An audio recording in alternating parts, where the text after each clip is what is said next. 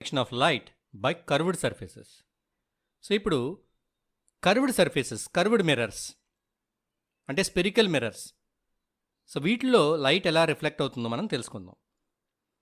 A spherical mirror is a curved mirror and it forms the part of a spear.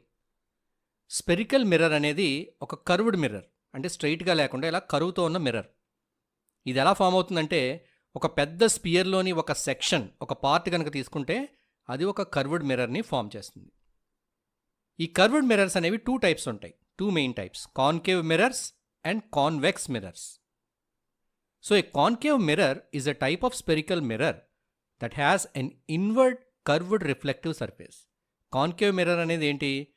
ఇది ఒక spherical mirror, దీనికి inward curved reflective surface, అంటే దీని reflective surface, reflection జరిగే surface లోపల వైపుకు ఉంటుంది. దీన్ని మనం కాన్కేవ్ అంటాం, లోపల వైపుకు ఉంటే. whereas a convex mirror is a type of spherical mirror that has an outward curved reflective surface.